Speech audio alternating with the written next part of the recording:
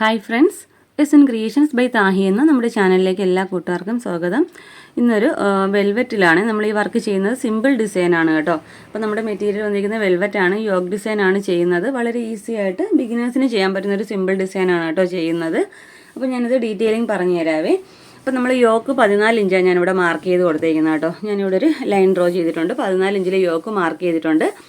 ഈ 14 ഇഞ്ചിൻ്റെ മേളിൽ ഒരു 2.5 ഇഞ്ച് ഒരു മാർക്കിംഗ് കൂടെ കൊടുക്കുന്നുണ്ട് കേട്ടോ. ഈ 2.5 ഇഞ്ചിൽ നമ്മൾ ബീഡ്സ് വെച്ചിട്ട് അത്യാവശ്യം നല്ലൊരു ബോർഡർ പോലെ വർക്ക് ചെയ്തെടുക്കുകയാണ് ചെയ്യുന്നത്. അപ്പോൾ അതിൻ്റെ മേളിലോട്ട് നമ്മുടെ നെക്ക് പോർഷൻ വരെയും ചെറിയ രീതിയിൽ സ്പ്രെഡിങ് മാത്രമാണ് കൊടുക്കുന്നത്.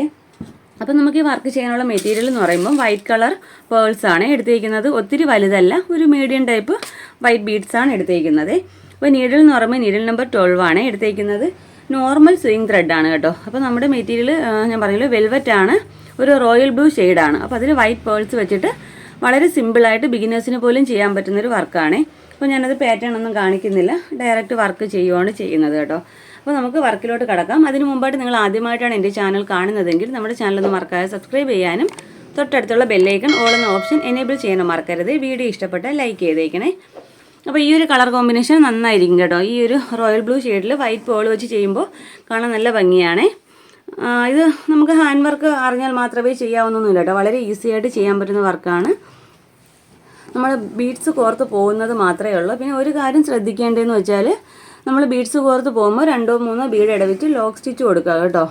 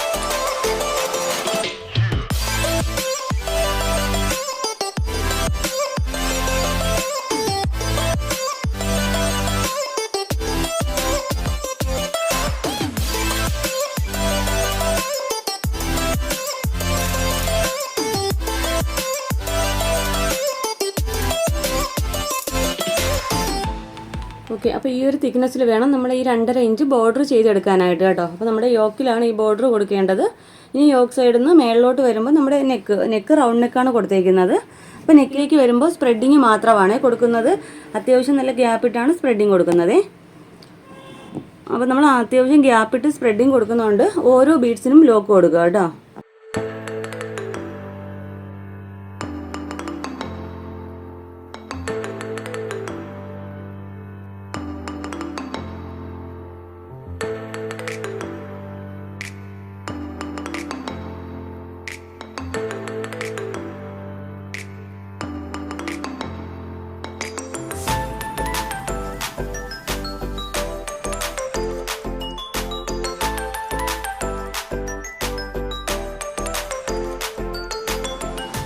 ഓക്കെ, അപ്പോൾ മേളിൽ ഈ ഒരു ഗ്യാപ്പിൽ വേണം ചെയ്ത് പോരാനായിട്ട്.